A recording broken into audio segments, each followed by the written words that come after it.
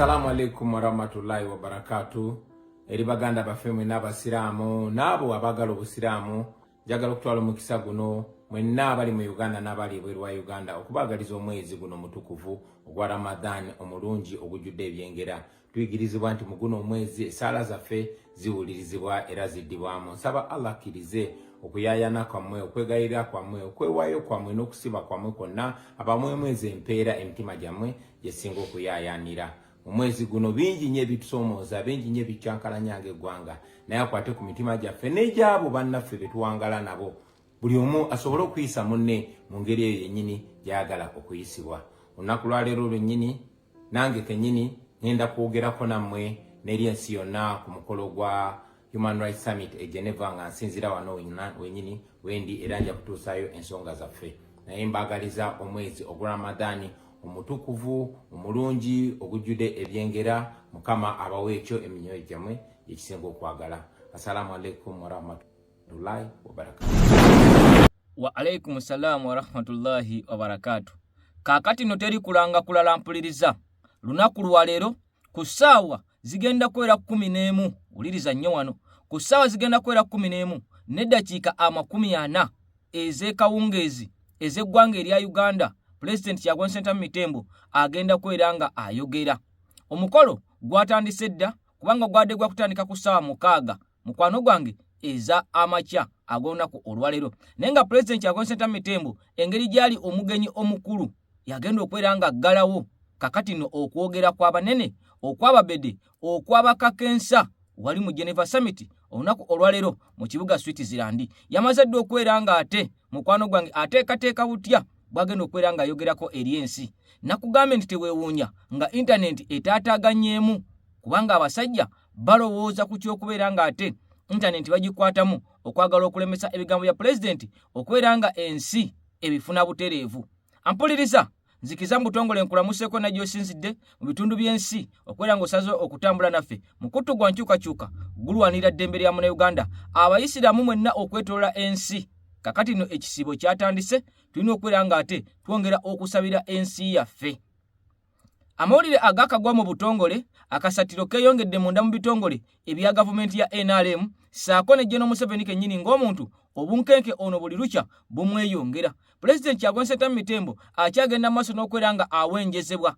Abasajja abawanvu n'abampi okulaba wa waali, okulaba wa wagenda okweranga asinziira okwogerera. Nkugambye nti ku ssaawa zigenda kwera 11 n'eddakiika 40 akawungeezi ak'olwaleero. Bingi bye tugenda okweranga tutunuulira. General Sejjusa yavuddeyo n'alumbagana security y'eggwanga Uganda nga bulijjo bino bikolebwa ng'abasajja bano beefula abatabiraba, kyamutuuseeko ng'omuntu. Kaakati nno embeera ya General Kayindo Otafiire okweranga yavuddeyo okulumba General Muhoozi Kainerugaba eyongedde okweranga esajjuka.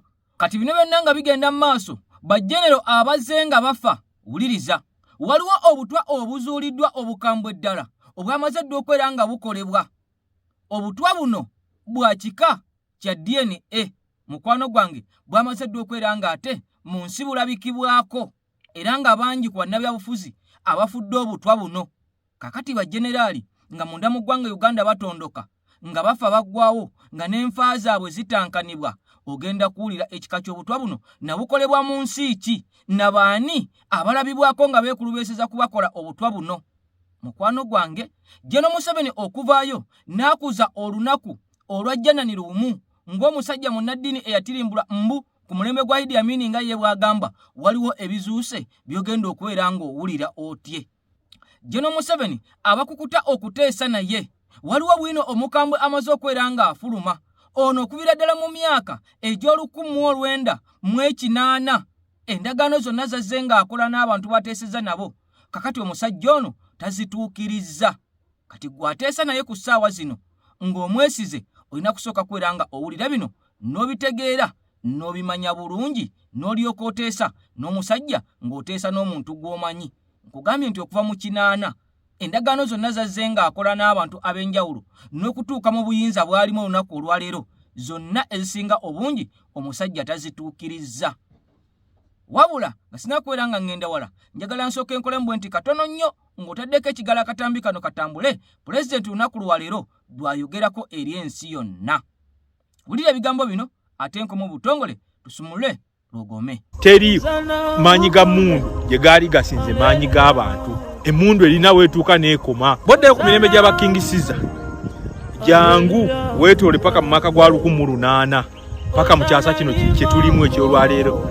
Teri bukulembeze bwali businze maanyi g'abantu oba gye tuyinza okuyita people power. Nti wetuli wano olwaleero njagala nkuzeeyo ebiseera bingi ngera kuwa emirembe gy'enjawulo nti nga lutandise nti kabeere nini kankutwala China nti eChina waliwo omusajja gwe bayita founding father bamuyitanga General Mao Zedong. Mao Zedong teri kyataakola. Mao Zedong yayisa bubi nnyo abantu abaali tebava mu ggwanga mwava naye ekiseera kyatuuka Mao Zedong nakkiriza. Okitegeera kati genda ewa Mugabe, genda ewa Gaddafi, jangu ewa Moi. In fact, example eno njenyiza okuleetera olwaleero nti Moi kennyini nnyini wano Kenya ku mulwana. Moi teri kyataakola. Moi yatta, Moi yakuba, Moi yabba akalulu, Moi yakwata abakazi. Nga Kenya okubanga ovuganya Moi agenda n'akwata abakazi abamuvuganya n'abatwala n'abaggalira mu bisenge omuli agavubuka gaakawuula ne gabasobyako.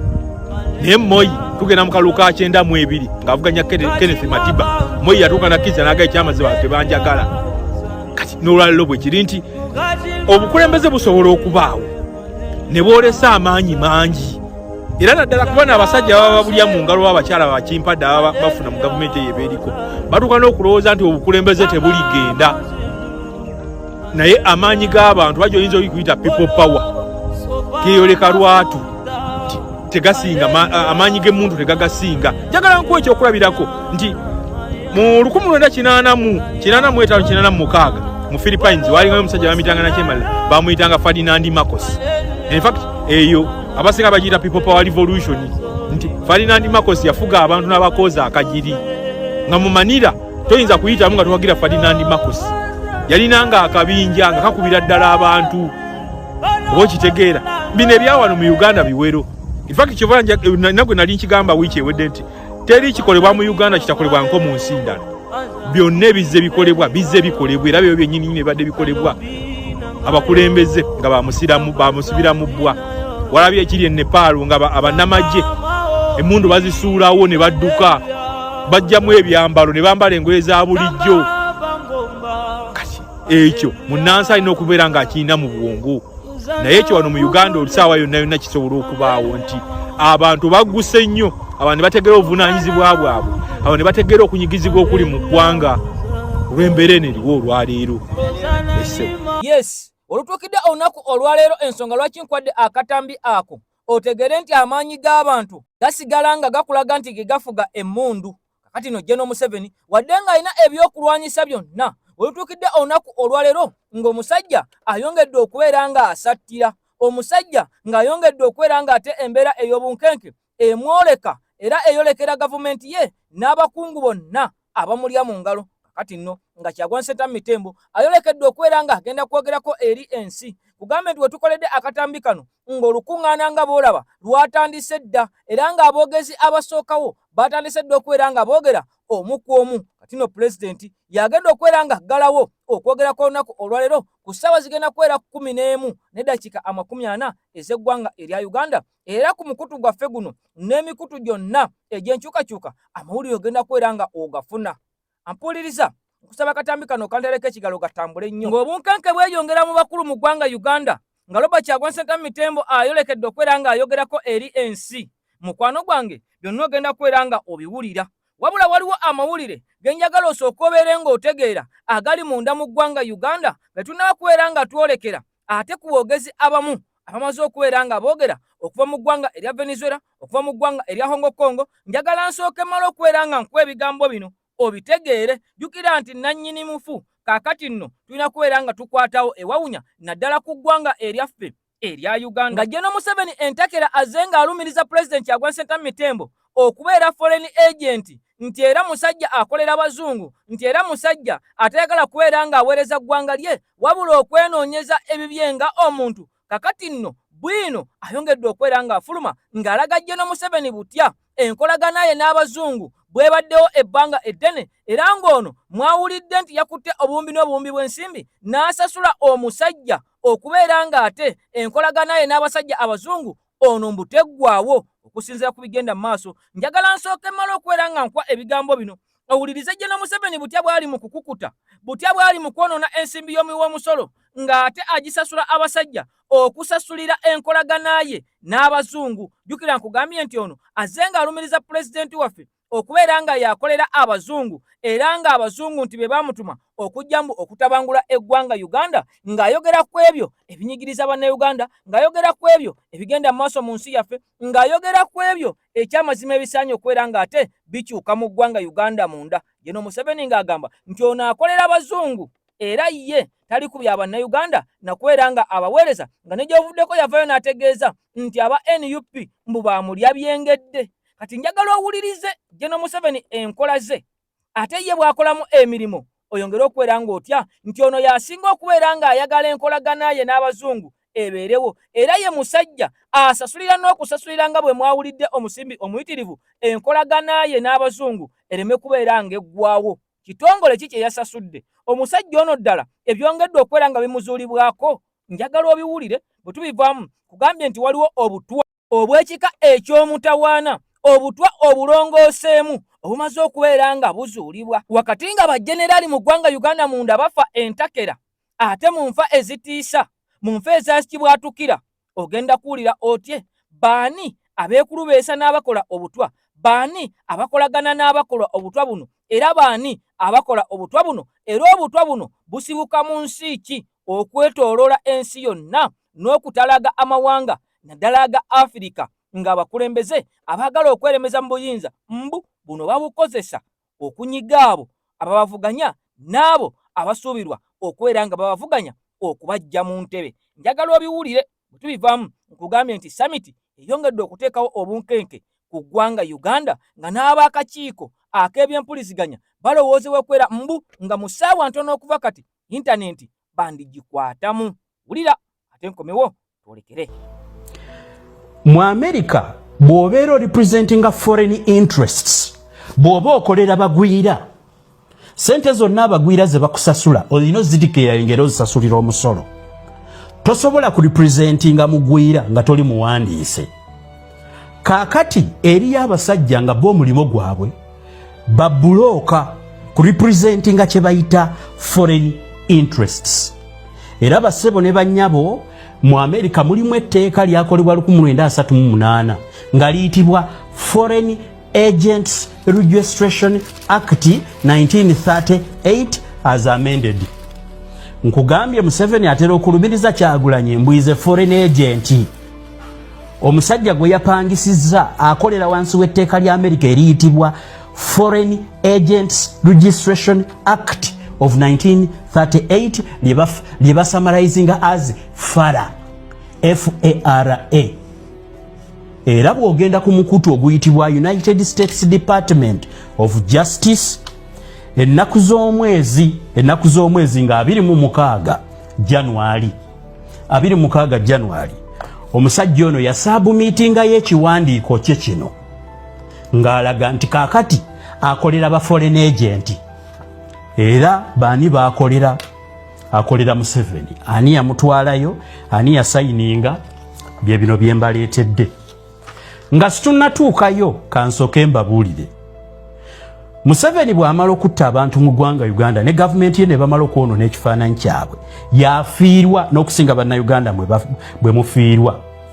Wabula olw'okuba omusajja oyo akaddiridde mu butemu, alowooza nti buli kimu kiggulwa, yamanyi nti buli omu alina omuwendo. Kati bw'amala okwonoona ebintu byonna ng'akwata ssente ku ssente z'omuwi w'omusolo, nga n'ezisinga yeewola neewole ng'azisasula abali b'enguzi mu nsi ezimwetoolodde abakwata ssente, abeera ne ba agenti be bamwogerereyo ekigambo kubanga abo abasalawo kasita bafuna kasita bamuwagira awo ng'afugayo ekisanja kya myaka 5. Ku luno Bobi Wine yamukuba okuva 2021 tewakyaliwo ayagala kukolagana naye. Mu Juni kambatandikireko emabega, Museveni yasasula company eyitibwa Scribes Strategies and Advisors Incorporation, Scribe Strategies and Advisors era nyini Scribes Strategies ye Joseph J. Slavic nga bwe mubalazaawo abadde ajja amusasula okusobola okuadvancinga interests ze ez'okufuna ebyokulwanyisa n'ez'ebyenfuna.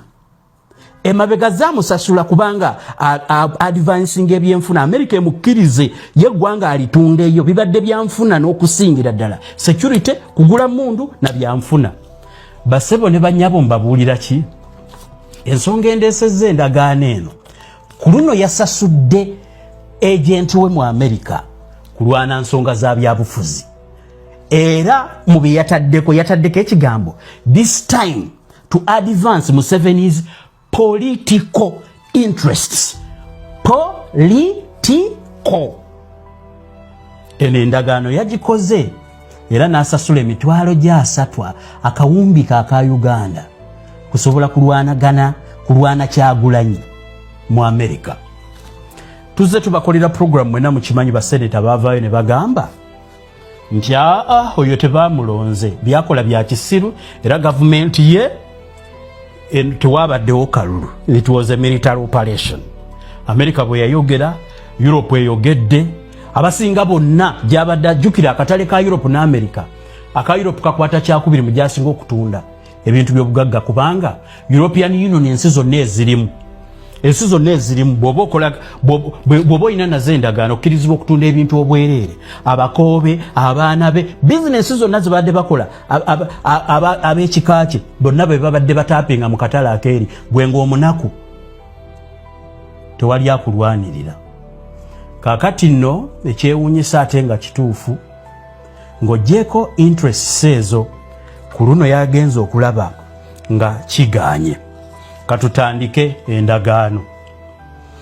Kakati mu US Department Foreign Agents Registration Act 1938 ono yawandiika ekiwandiiko kino yakola naye endagaano nga lumu nga 26 yakitaddeyo nga 26 January 2026 ku ssaawa 6 n'eddakiika 18 ne sekendi 45 era nga ennamba yakyo expiringa nga 31 October 2026.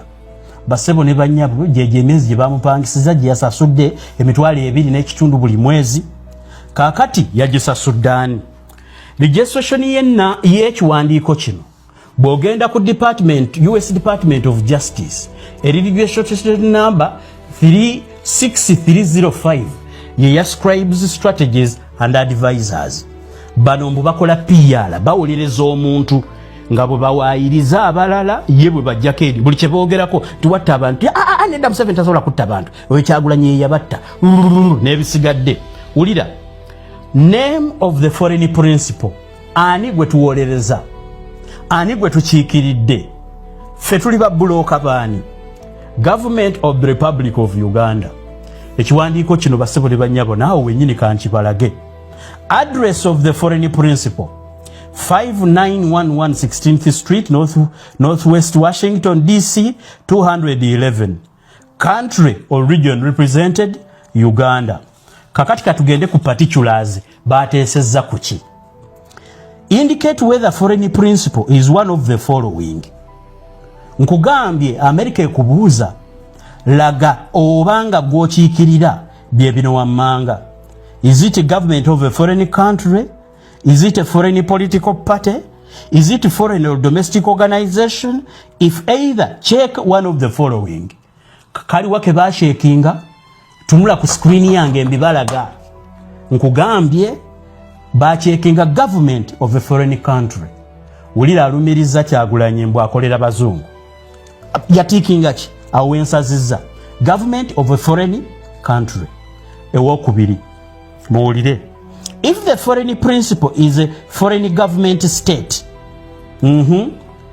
if the foreign principal is a foreign government state, statinga bwe kibanga government gyokiikirira okukiikidde government ngwira tubuulire akiikirira ayita mu Embassy of the Republic of Uganda mu Washington DC era diiru eno yagifuna ayita mu His Excellency Ambassador Robbie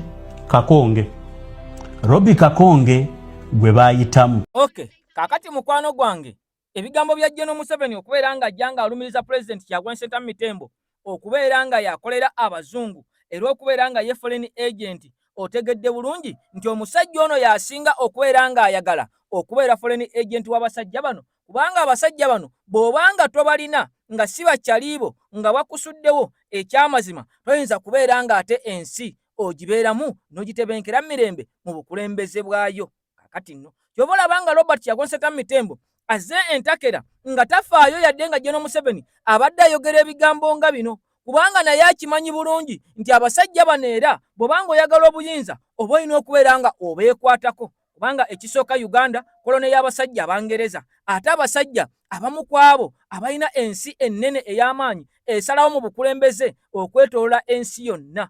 Kaakati nga General Museveni yagala kusiga kifaananyi nti Kyagulanyi yagala kutunda ggwanga Uganda, wabula ng'ate ye eri munda mu bisenge omusajja akwata musimbi buwumbi na buwumbi obw'omuwi w'omusolo okubeera nga yeetona, okubeera nga yeegula amaganzi n'okubeera ng'agula omukwano ogw'abasajja abazungu okumubeereramu, okubeera ku sayidi ye saka okubeera nga bamukooneramu sitampu nti ye mukulembeze omulonde ow'eggwanga Uganda. Abasajja kye baavuddeyo ne bagaana ne bamulaga nti ono bamaze dde okubeera nga bakkiriziganya nti Kyagulanyi Ssentamu Tembo yagwanidde okubeera ng'atwala Uganda mu maaso okusinziira ku bikolobero ebikoleddwa gavumenti ya General Museveni okumala emyaka 40.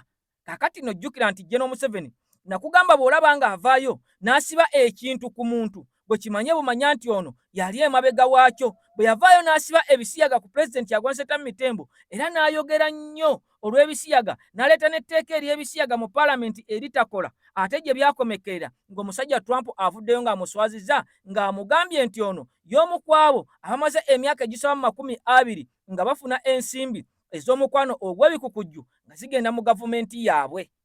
Kaakati n'avaayo n'awayiriza Kyagulanyi Ssentamu Tembo nti muyeekera era mutujju, era okukkakkana nga bano bamutaddeko n'omusango ogw'obuyeekera n'obutujju n'emmundu ate gye zaabulira mukwano gwange gye simanyi n'olunaku olwaleero.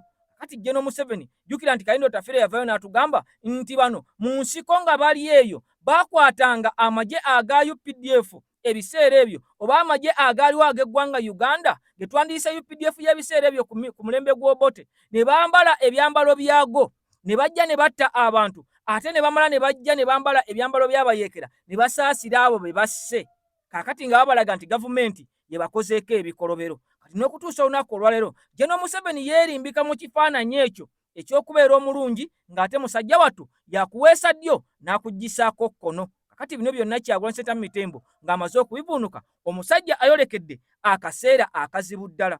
Wabula nga wakyaliwo okulya n'okomba essuwaani wakati mu bitongole ebyokwerinda nga bano bakyagenda mu maaso n'okufeffetta n'okufuukuuza n'okunoonya mitembo Kyagulanyi Ssentamu, Sulaiman Ingobi yadde ng'avuddeyo n'akola akatambi n'ategeeza bannayuganda nti agenda kwogerako eri ensi. Wakyaliwo obunkenke bw'okumuwenja n'okusula nga bamunoonya bano abasajja baasuze bamuwenjeza ddala, era n'okugenda mu maka g'abahonalebo kukyagenda mu maaso ne mu bakulembeze ba NUP ab'enjawulo nga bafuukuuzaayo nga banoonyayo balabo ba mitembo gy'ali mbu gye yeekukumye basobole okubeera nga bamulemesa okubeera ng'ayongera okuyiwa omunnyu mu bbwa eryasajjuka edda wali EU Parliament bwe yavaayo n'eyogera ku nsonga z'eggwanga Uganda, era bonna ne bassa kimu nga nkuyege okugusalira omusajja omukadde ow'enkofiira Generaali tebwabulwa omusajja Omuseveni. Kakati nno njagala owulirize kugambye nti bano bakyasattira, bakyasula nga batambula ekiro n'emisana nga ne gye buli kati bakyali mu kuwenja oba oliawo nga tebannazikiza okulaba ng'omukulembeze ate bamukwata mu ngalo zaabwe 5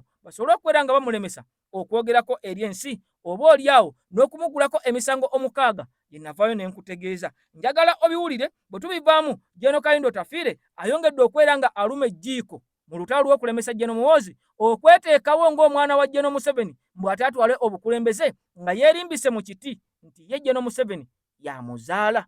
Jjukira waliwo n'amawulire agatiisa genkugambye nti awo obutwa obutiisa obukambwe ddala bamaze dde okubeera nga ate bubalukawo okwetoola ensi yonna. Nawa gye buva, nabaani ababukola, nabaani abeekulubeeseza ku abo ababukola okunyiga abo ababavuganya mu mawanga gaabwe nga bajjeno bagenda mu maaso n'okufa. Njagala osooka owulire bino ate nabyo bw'omala obitegeera tulyoke tweyongereyo mu butwa obukambwe buli munnayuganda obumutadde ku bunkenke obumutiisizza n'enzita gye buttamu nga buno babulongoosezaamu. Ge tufuna okuva mu ggwanga Uganda gagamba nti musibira mu bbwa mutabani wa Nakyemalira General Muhoozi Kainerugaba akola buli kimu ekisoboka asuze teyeebase ayiga Robert Kyagulanyi Ssentamu waggulu ne wansi ng'agezaako kumulemesa kwogera eri ensi yonna ku ngeri ki gye baseemu abantu n'okubatulugunya. Bassebo ne bannyabo ono yasuze ayiga ba MP balowooza mbu be bamukwese yatuuse n'okunoonya amaka gaabwe ge balina mu byalo ng'abakesse mu maka gaabwe bwe basula Bobi Wine n'amubula n'atuuka n'okulumba ebyalo bw'awulira nti ono MP alina ennyumba gye yasimba mu kyalo oba oli awo mujjukira ebya panda gaali kati saawa eno kusamba luggi ekibuuzo kye bakubuuza nga bakusamba emigere gw'oli Nakyagulanyi aliwa bagezaako kumulemesa ku ki kyagenda okukola mu lukiiko luno oluyitibwa Geneva Summit for Human Rights and Democracy mwagenda okutegeereza ensi kyekigenda mu maaso mu ggwanga Uganda luno olukuŋŋaana nga lwa 18. Mumanye ensonga lwaki musibira mu bbwa General Muhoozi Kainerugaba mutabani wa Nakyemalira anoonya Bobi Wine wansi ne waggulu aleme kutuuka kugenda kwogerera mu summit eno. Mumanyi implications European Parliament bwegamba nti Bobi Wine awangudde akalulu n'obululu 5 nga bamuwakanyiza bali basatu. Mumanyi kye kitegeeza politically. Ekintu ekyo kitegeeza nti gavumenti ya Museveni eriwo lwakisa kya musajja oyo lwakuba omusajja wa mirembe. Bobi Wine n'amala akeera ku makya n'alangirira nti nziguddewo olutalo olw'okulwanagana direct oba olw'emmundu ne gavumenti ya Museveni. Ezo endorsement si zonna ze mulaba zimuwa right okubanga amawanga ago gasobola omusapootinga n'ebyokulwanyisa n'alwana ne Museveni. Mujjukire nti Museveni n'akabinja ke kayogerako abaawamba kino ezino privilege Robert Kyagulanyi Ssentamu zaalina nga bamubba n'okumubba akalulu Museveni teyazirinaako. Yatuuka n'okwekyusa amannya ayambale entalabuusa agende yeeguye babeeko bye bamuwa bamuwe emmundu n'ebirala. Naye kati Bobi Wine ku level gy'aliko n'owulira nti akalu ka Parliament bweti basemba ye kitegeeza Bobi Wine olunaku mu lwazuukuka n'agamba nti nziguddewo olutalo olw'emmundu eri gavumenti ya Museveni. Eri gavumenti ya Museveni tasobola kuwona olw'ensonga bano bonna abalonda waatali ekyo Museveni teyakirinaako yali munaku nga tewali n'amumanyi. Kati Bobi Wine abantu bonna bamukayandira bamugamba anytime you want to go at war with Museveni we are behind you. Ndoza mutegedde lwaki mutabani wa Museveni anoonya Bobi Wine. Waliwo omusajja abakutte empale to the extent nti basaba Mukama Katonda n'amala yeekyusaamu Katonda ateese nabo.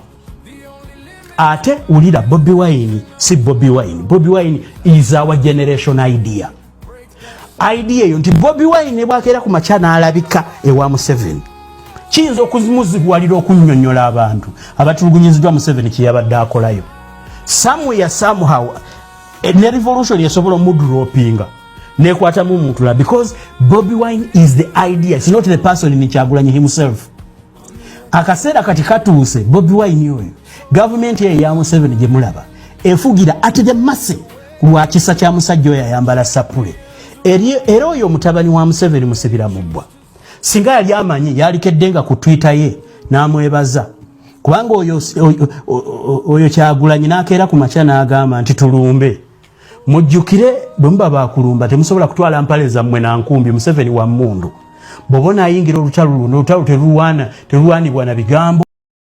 Okay, kakati mukwano gwange President Kyagulanyi Ssentamu Mitembo ye yavudde dda n'amala okwera nga akakasa ensi n'atugamba nti agenda kwera nga ayogerako eri ensi yonna. Nkugambye nti ssaawa zigenda kwera 11 ne dakiika 4 omukulembeze Kyagulanyi yagenda okwera nga aggalawo enkuŋŋaana ezigenda mu maaso era n'aboogezi abagenda mu maaso n'okwera nga boogera bonna nga batudde wansi ate bawulirize omusajja ava mu ggwanga Uganda mu East Africa eyo Kampala gy'asinzidde okwera nga ate ayogerako ku biruma bannayuganda n'ebibanyize mu myaka 40 General Museveni gy'amaze ng'ate atwalaganya ensi Uganda. Kakati nno nkugambye nti omusajja ono okuva lwe yavaayo n'ategeeza nti agenda kwogerako eri ensi abasajja ab'ebyokwerinda oba abakwata mundu batandika okubeera nga bamunoonyeza ddala saako okubeera nga bongeramu amaanyi mu kumufuukuuza. Era walaba omubaka owanjeru municipality eri ekayunga ng'avaayo ng'akutegeeza nti abasajja bamutadde ku mudumo gw'emmundu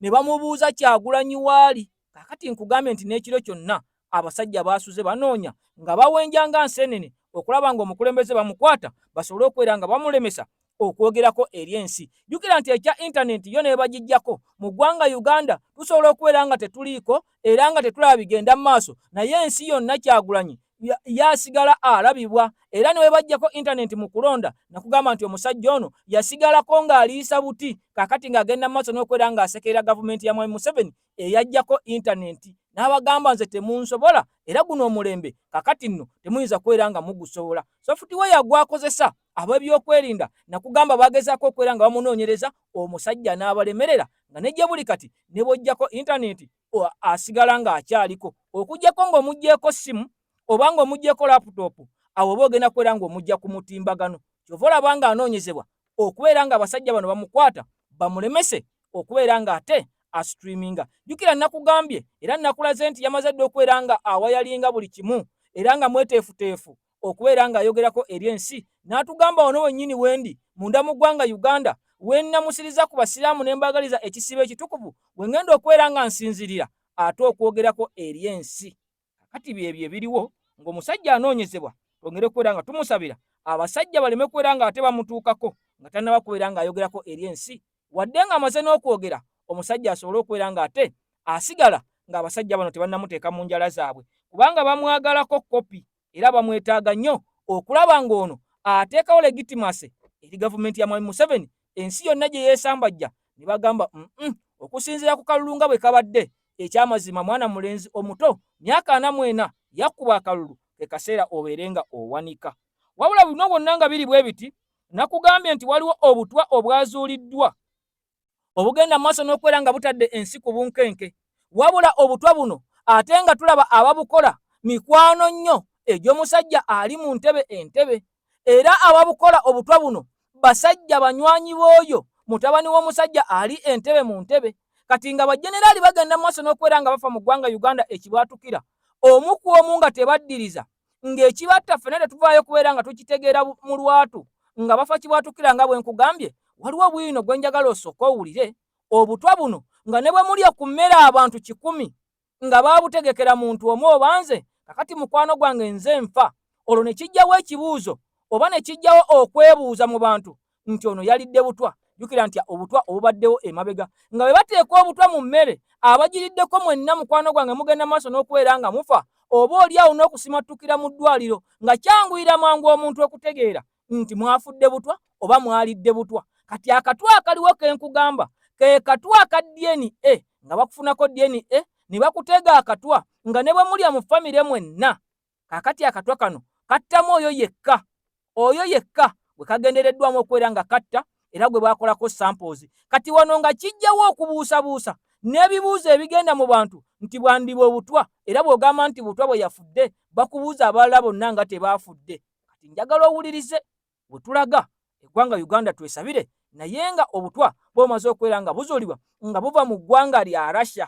Kati buba nga buva Russia ate nga tulaba abanywanyi ba Russia soko owulire bino obutwa abasajja aba Russia n'abachina naddala ono omu Russia yesaabatwa asobola okukola akatwa nga kako ani gwe tuba tubuwa nga kawaswa tubuwe waswa manyi wano Pale FM tulira mu jama lanchi we tuba tulira mu jama kakati basobola okukola jama nga bagala kutta waswa mulongo bagala kumutta naye nga waswa ali mu kulya ne Yusufu alya ne Hudu alya ne Nasifu alya n'abalala naye nga emmere ne bagifumba bulungi ngerimu obutwa naye nga akatwa kakutta waswa yekka nga akatwa kakuttako omuntu omu.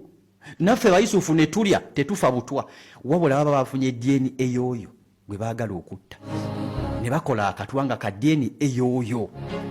Kyova olabanga naye Putin yeekuma butiribiri nti banoonya DNA basobola okukola akatwa akamutta kyobola nga Putin waayita wonna bagenda basiimulawo ne Kim Jong Un mwalengere bagenda munda mu ggwanga era China kyobola nga nabasajja engoye ze bambala tebazidda mu banoonya butwa onnagamba nti baatuka ku ssa erinoonya vesti ye bakwate vesti ye oba essaati ye bajjemu buno obwoya obubeera bwe tuba tusigazaka obusigala mu ngoye obwoya obubeera ku lubuto mu mugongo okitegeera babuggyeko bagende bakole DNA bakole akatwa nga ka Putin wallahi engoye za Putin zabula ne bagenda mu bantu abamuwa ebyokulya nabo ne kigaana ono Putin Vladimir waayise tosobola kuddamu kusangawo fingerprints ze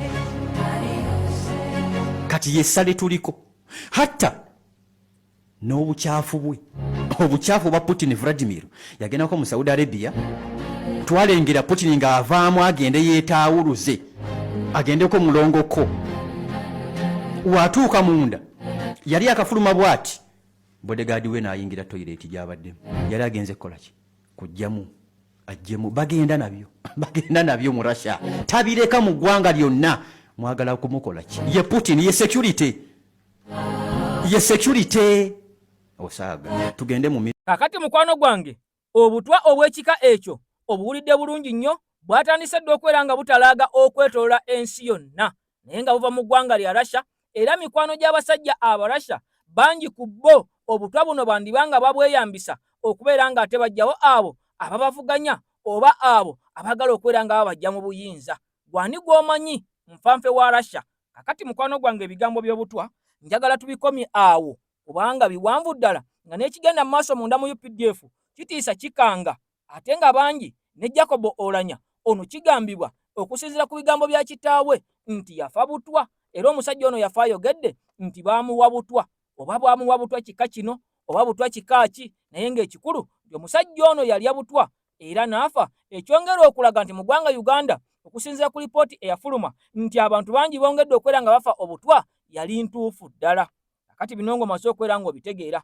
nakugambe ndi Pulezidenti Agwensenta Mitembo okujjukiza ssaawa zigenda kuwera 11 ne dakika 40 agenda kubeera nga ayogerako eri ensi mu summit eyatandise dda okubeera nga ate etojjera wali mu kibuga Switzerland wali mu ggwanga erya Switzerland mu kibuga Geneva mukimanyikiddwa nga 18th Geneva Summit kakati eno ya demokrasiya na human rights Agwensenta Mitembo yaweebwa ebbaluwa mu butongole okubeera nga ate alipresentinga Uganda nga omwogezi omukulu olunaku olwaleero okwetolola ensi yonna kati wuliriza bino Jeno omusajja amanyikiddwa nga Jeno Kayindo Otafiire yayongedde okubeera nga aluma ejiiko ogwa wansi n'ogwa waggulu n'agamba nti Jeno Muhoozi mulaba era Jeno Muhoozi simuwalana wabula okuvayo n'agamba nti ye mukulembeze addako oba ye pulezidenti addako mu ggwanga Uganda nze binnyiiriza ddala okubeera nga ate akyogera ng'alaga nti ye okubeera pulezidenti kubanga Jeno Museveni yamuzaala singa agamba nti wakubeera pulezidenti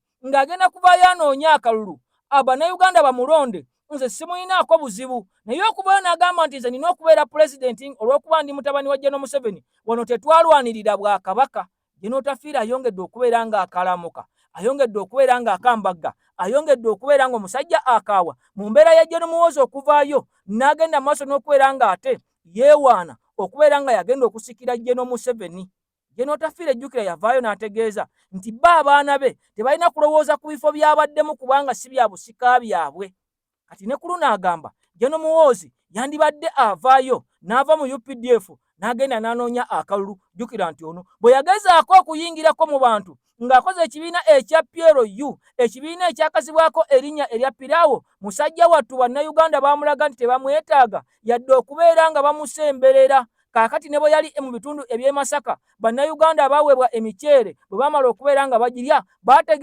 baategeeza nti ffe tuzze kulya mmere naye oyo tetulina gye tumutwala nga pulezidenti waffe twagala Mitembo Kyagulanyi Ngobi Okero Musinguzi Sulaimaani omusajja omuganda yagenda okubeera nga atwala Uganda maaso n'okutugatta ng'ensi kati Jeno Muhoozi olwawulira ebyo nga ne Masaka ebintu byamwokya n'asalawo addeyo mu UPDF mu magye musajja wattu ate gy'abaayiyiza butya bwayinza okubeera ng'afuuka omukulembeze ow'eggwanga neeno gye bintu gye birabikidde nga byongedde okubeera nga bimukaluubiriza saako obukulembeze buno omulakira njagala owulirize ebigambo by'Otafiire ono ati awo bwe tubivaamu nkutwale mu bwino azuuse ku Jeno Museveni mwaka gwa 1980 ono bukyanga akola ndagaano tewali ndagaano n'emu gye yali atuukiriza.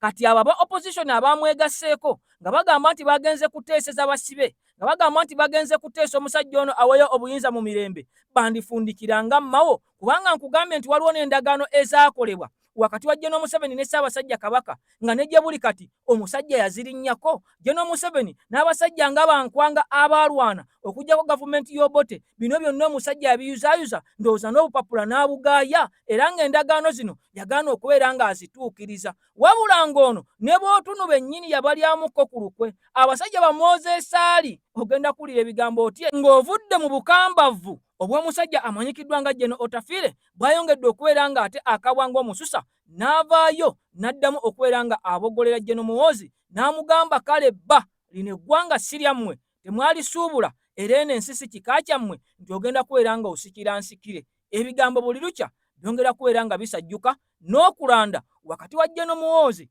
ne General Otafiire ng'atejjukira nti ono yakulembera internal affairs munda mu ggwanga Uganda, era ye yavaayo lwatu n'agamba ngenda kusuulawo ttawulo singa ebikolwa eby'ekitujju, singa ebikolwa eby'ekko tebikoma kubeera nga bikolebwa ku bannayuganda. Wulira olutalo ate we tumala nkutwale mu byama okkirize General Museveni era omutye omusajja ono talina mukwano gwe, talina ndagaano n'emu gye yali ayimiriddeko mu bulamu bwe. If he wants to take power, should take it democratically as per laid down procedures and regulations, not because he's President Museveni's son. That's dangerous. Let him prove to Ugandans that he's capable, not as Museveni's son, but as he. Because if you say so and so son should take over from the father, his son will also want to take over from his grandfather, then there will be Sultan. There will be Sultan number 1, Sultan number 2, and then the whole essence of democracy for which we fought. Olutalo olubaluseewo gwe ssebo oba nnyabo atulaba olulala wakati wa General Kayinda Otafaya abasinga gwe muyita Otafiire. General Kayinda Otafiire avudde n'ategeeza eggwanga nti ye tasobola kuba musiru, tasobola keera kumakya n'amagezi ge n'ebbanga lyamala nga alwanirira eggwanga lino kukkiriza Muhoozi Kainerugaba nga president. Nagamba Muhoozi Kainerugaba amwagala nga kitabani kya Museveni ekyana kye bakuze balaba kibebi nga bakiyimbira abububu ajujujuju, naye tasobola kukkiriza Muhoozi Kainerugaba kubeera president we. Bigambo bivudde mu soja munnamagye. Muhoozi Kainerugaba ali ku ranka ya bafulu General. Simanyi oba Otafiire ranka ya fulu General yagituukako, I don't know. Nina osooka okukola okunoonyereza.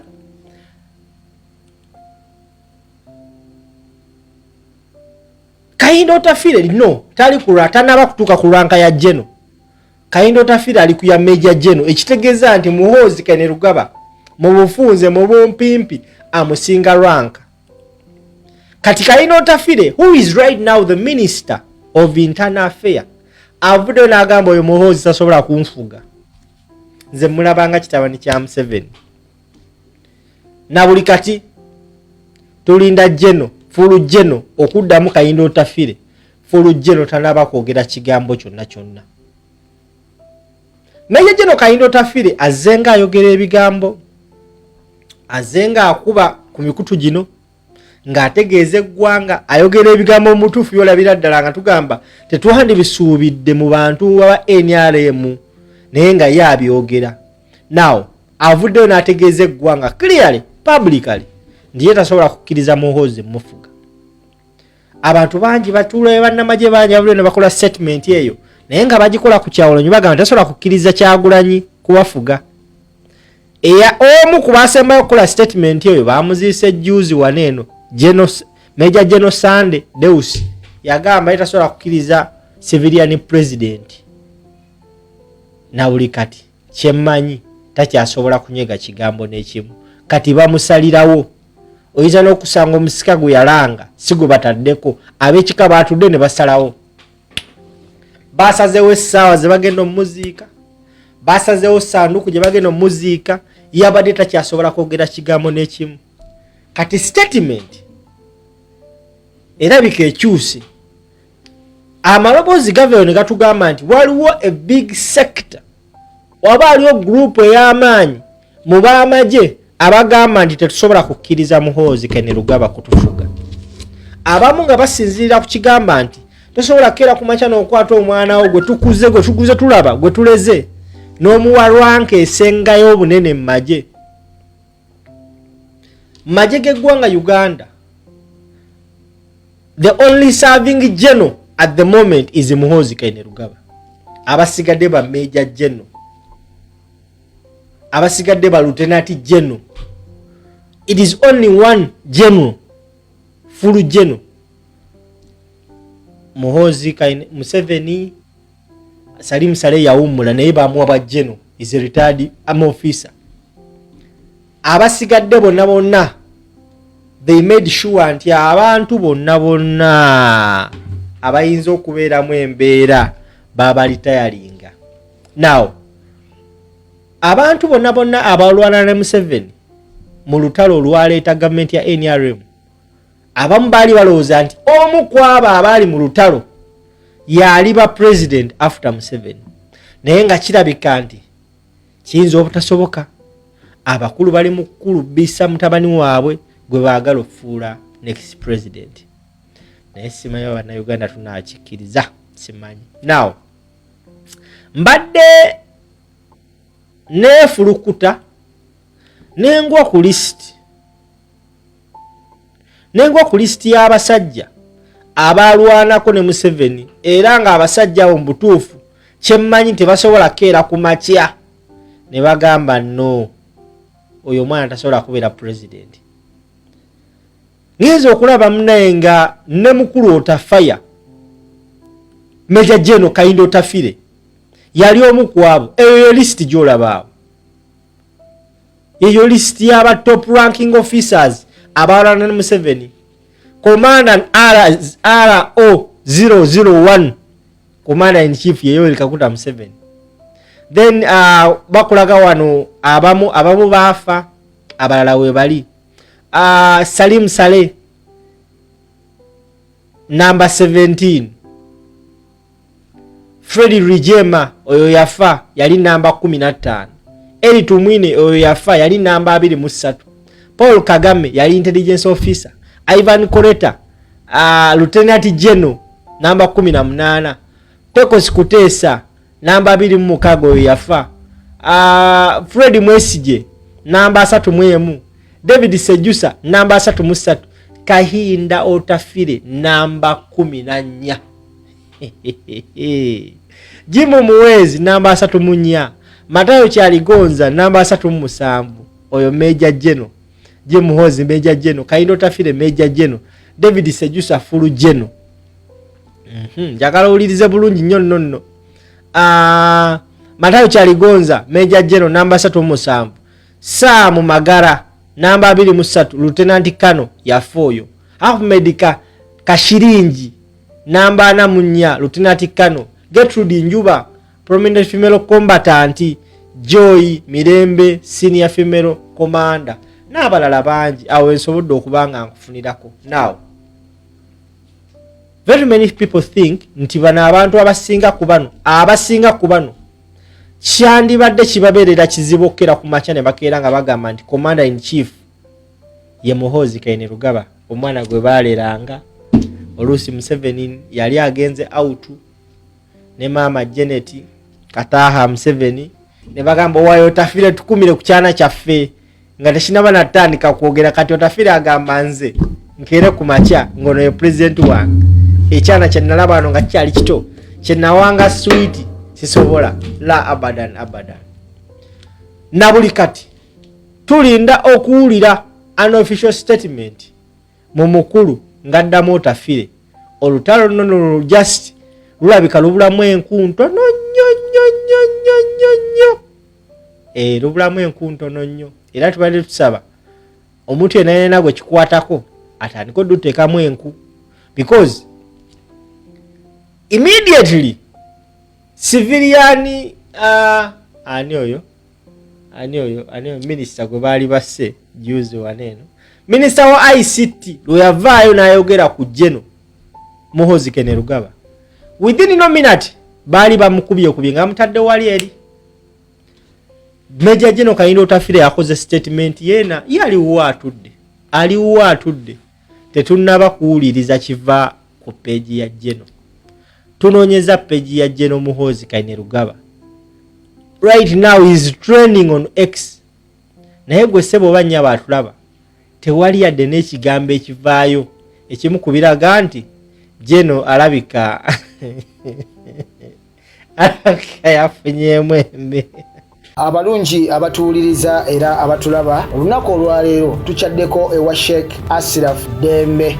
Sebo nsanyusa okubalaba. Amannya agange Yeze Sheikh Ashraf Dembe akola ku bizibu by'enjawulo. Omuntu singa aba alina ebirwadde musomereddwa, tunywa amazzi ga lukuya nga bw'obadde ogalaba, tugenda abantu ku kyoto ne twokya emizimu emibi egibabaamu n'okulomba edduwa. Abantu singa abeera ng'ali wano atuuse nsobola okumulombera edduwa, ne waba atatuuse nga mpadde amannya ge naye ng'ali wala. Naneetaaze enamba yange yeno eri 0707363711. Namwe bannyinaffe abali ebweru oyagala okuba nti oyagala okulombera ku dduwa ng'olina ebizibu, viza zibuze, amaka gakolongotana, sente zikola zimpita mu ngalo, ojja kumpeereza ekifaananyi kyo n'amanyago, ebyo byokka bijja kummala, nja kukulombera edduwa, ojja kutereera. Olunaku olusembayo mu mwezi mba n'edduwa eyawamu ffenna n'abalwadde bange abakadde n'abapya. Salaamu alaikum warahmatullahi wabarakatuh. Okay, kakati waliwo enteeseganya ezigenda maaso wakati w'abasajja abadde ku ludda oluvuganya oba abadde beyita aba opposition ebbanga eddene, era nga bano gye buvuddeko twabalabako abasajja nga bagenze mu State House ne basisinkana Jeno Museveni, olwo ne bavayo ne beewaana n'abamu ne bamukungiriza nga bwe yawangudde akalulu mu mirembe saako ne mu bwenkanya, ng'omusajja si mulala yenna eyabakulemberamu ye Yusufu Nsibambi, oyo gw'olaba mu kasaako aka yero ng'ayambadde essaati eya yero. Jjukira nti ono yagamba mu kugenda ewa Jeno Museveni titeyenoonyezaayo yadde ekyokulya yadde akafo, kubanga ye musajja mugaggambo muvundu era binnyonkondo, musajja bifeekeera ensimbi ze azina era n'okukolera abantu b'emawokota wali mu Stawusi mbu yali ayamba abayambe. Kakati ono gye bukeeredde, kakati ng'omusajja atandise okubeera ng'ate afaananirira ddala abantu ba yero, n'okulaga nti ono yandibeera nga aggwerayo eyo ate gye yagenda okubeera ng'ateesa. Omusajja oba oli awo ne bamukuba empeta n'ebyenda ne bimwetokota, naye nga obubaka bwe tukuleetedde kwe kubeera ng'otegeera nti Jeno Museveni bonna bazze nga ateesa nabo, bonna bazze nga akola nabo endagaano, omuli ne Ssaabasajja Kabaka nga bali mu nsiko, ono endagaano zonna azze nga azirinnyako. Njagala owulirize endagaano Jeno Museveni zazze nga alinnyako, zazze nga tatuukiriza. Olwo olyoka otegere bulungi lwaki Kyagulanyi Ssentamu Mitembo yagaana okusisinkana omusajja ono mu kyama, saako okubeera nga amusisinkana okuteesa ku nsonga z'eggwanga Uganda, n'okubeera nga bateesa butya Uganda bw'erina okubeera nga egenda mu maaso, kubanga ono yamusoma n'amutegeera nti yadde nga bajja kuteesa ajja kufundikira, ate omusajja ayagala kubaako munyago gwamuwa ave mu bannayuganda. Kyagulanyi ng'agamba nti okuteesa ne Jeno Museveni si kibi, era nsobola okuteesa naye nga tuli kololo, ng'atudde wali, nga nange ntudde wali, era nga ne bannayuganda weebali mu bungi nga bawuliriza bye tuteesa, era Jeno Museveni ono nga tulina ne waagenda okwera nga asayininga ku byateesezza ate bikolebwe. Jeno Museveni kyagamba nti takyagala, era ye ayagala kuteesa na Jeno na Robert Kyagulanyi Ssentamu Mitembo mu kyama mu State House. Njagala owulirize bazze ng'ateesa nabo, njagala owulirize endagaano zazze ng'akola ng'azimenya nga tazituukiriza, olyoka otegere nti abasajja bano abeekazizza okugenda mu State House ewa Jeno Museveni bwe bagenze kuteeseza basibe na nkyukakyuka mu ggwanga Uganda, bano balabika bagendayo ku byabwe na kusikayo kagaati kwemugunya ng'ate abalala bali mu kwera nga bafa njala. Wuliriza otegere omusajja omukulu ow'enkofiira nti si mwangu naddala mu nsonga z'okwesiga n'okutambulira ku ebyo ebiteeseddwa ne bw'obakyaliwe omusajja akwefuulira. Ng'ebula essaawa 24 okulumba Kabamba ku Tuuke, Kayunga yali amaze okubeera ng'atuuka mu nfo ng'amajiga agagyeyo mu nsazi za Lwenzori. Kayunga yali alina abasajja 5 n'emmundu 15. Teekako ne RPG yali baweereddwa magala. Kayunga ne basajja be baakanya kulinda akabondo ka Museveni naye nga tebatuuka. bano balindako ennaku endala 2 bagenda okulaba nga tewali kigenda mu maaso ne basalawo okubeera nga babisazaamu ebyokulumba ne baddayo mu nsozi zaabwe nga bawulira baliriddwamu olukwe. Nga wayise ennaku 2 nga bano bamaze okuddayo, olwo Museveni n'alyoka alumba Kabamba ng'ennaku 6 ne basajja be. Oluvannyuma lw'olutalo nga luwedde, Agustine Kayongo ono ssaako ne Profesa Edward Lugumayo nga kwotadde ne Profesa Dani Nabudera abaali bakulira akabonda akaali kekutudde ku magye ga gavumenti bakakasa nti waaliwo enkolagana gye baali batuuseeko okubeera nga balumba bonna Kabamba. Wabula beewuunya nnyo okubeera nga basajja ba Museveni tebaalabikako ng'ate baali basuubira nti Osama Magala yali afunye olukusa okuva eri musajja mukulu Yoweri Museveni. Wabula bano baategeeza nti kirabika waliwo ekyagenda mu maaso bo kye bataamanya. Kayonga kuno yagattako kiteeberezebwa okubeera nga akabondo ka Patriotic Resistance Army akaafuka NRA kali tekaagala kubeera nga kakolaganira wamu nabo era nga bakitwala nti bano okubeera mu nsozi za Lwenzori balinga balabe baabwe abayinza n'okubalemesa okubeera nga batwala obuyinza era nti musajja mukulu Museveni teyasonyiwa Magala olw'okukwata RPG n'agibawa. Ekyewuunyisa nti bino byonna omukulu teyabiteeka mu kitabo kye kya Sowing the Mustard Seed. The Independent era yayongerako musajja mukulu ono Museveni alabika yakola endagaano mpitirivu n'ebibiina ebirala ebirwanyi ebyali birwanyisa gavumenti y'Obote. Wabula abantu abasinga abali mu bibiina ebyo tebaagala kwogera ku nsonga ezo nga kuba abamu bagamba nti endagaano zino zaamenyebwa kyokka nga abamu baali banga tebalina we batandikira kuzoogerako. Ekyokulabirako endagaano eyakolebwa ne Brigadier Moses Ali wa Uganda National Rescue Front nga kigambibwa nti bano bakkiriziganya bwe baba nga bamaze okuwamba obuyinza Moses Ali wakufuuka Vice President ng'ali ku ranka ya General. Tuwabula kino kyali kyama wakati w'abombiriri bano nga tebaagala bibinja birala bitegere ku ndagaano eyo kubanga Moses Ali yali aweerezzaako mu gavumenti ya Idi Amin gye baali bakyawa. Yadde nga bano bakyali mu gavumenti emu naye Moses Ali tafuukangako Vice President ate nga kinajjukirwa n'okujjukirwa nti NRA bwe yali yakatwala obuyinza Moses Ali yaggalirwako ng'avunaanibwa gwakulya mu nsirukwe. Abamu ku batunuulira ebyobufuzi bagamba tikirabika ono ekyali kimusibiza kirabika yali agezaako okubeera nga ajjukiza omukulu endagaano gye baali baakola. Wabula ekiseera kyayita Ali n'ateebwa n'okunyuka amagye n'aganyuka wabula nga yagaana okubaako kyayogera bannamawulire nga bamutuukiridde okwogera ku nsonga zino. Era kigambibwa nti President Museveni yakola endagaano ne Democratic Party nga bakyali mu nsiko ne bwe baali nga baakamala okutwala obuyinza. Era ng'eyali President wa DP Paulo Kawanga Ssemwogerere ssaako ne Secretary General Robert Kitaliho baalinga boogera ku Gentleman's Agreement gye baakola ne musajja mukulu Museveni mu 1986 gye yagaana okutuukiriza. Era ng'emboozi eno bwe baagikolera omukulu Ssemwogerere baamutuukirira okubaako kyayogera kyokka n'ategeeza nti sikekadde akatuufu ng'ekiseera bwe kiriba kituuse aliyogera ku ndagaano gye baali bakoze ne musajja mukulu Museveni. The Independent kuno yayongerako nti musajja mukulu Museveni alina endagaano gye yali akoze n'olala otunu era erabika nga teyatuukirizibwa. Mu kiseera ekyo olala otunu yali ambasada wa Uganda mu kibiina ky'amawanga amagatte ekya UN mu 1985. Okusinziira ku olala otunu President Museveni yali waakubiri okumukubira nga Major General Basilio Olala Okello bamaze okuwomba gavumenti ya Milton Obote. Mukadde ako President Museveni yali mu Sweden era n'amutegeeza byonna ebyaliwo nga gavumenti y'Obote weewambiddwa era n'amutegeeza nti waliwo amawulire gaafunye nti bagenda kumukubira bamuwa ekifo ky'obwa minisita w'ensonga z'ebweru.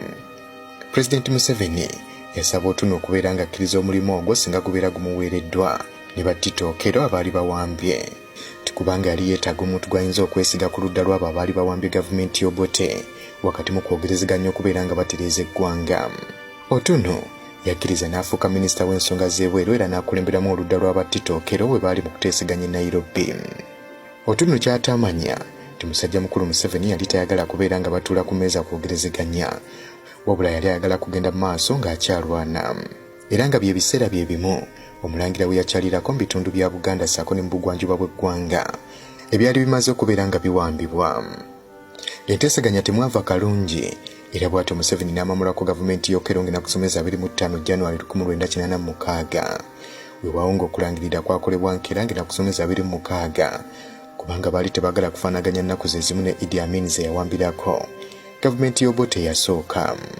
Abanga gwe yajja afaanana bw'ati abantu basobola okukkiriza ne bakufuula pulezidenti gwali ku Kyagulanyi gwavulugwe musajja ali wera established labalaba ebipale oli mukwetakulira za nadizi mu bantu eza nadizi ozitakulira mu bantu ebipale byenjeyo n'abantu bakukkiriza n'obakulembera kati oli kuKyagulanyi wajjosiwuka nga n'akazigo tekakugenda ku maaso wetunuulire ddayo kemabegolayo wali ofaane tukuliisa bwe wakkuta n'otandika okututta wazimbamu amatama katono bwoti n'otandika okututta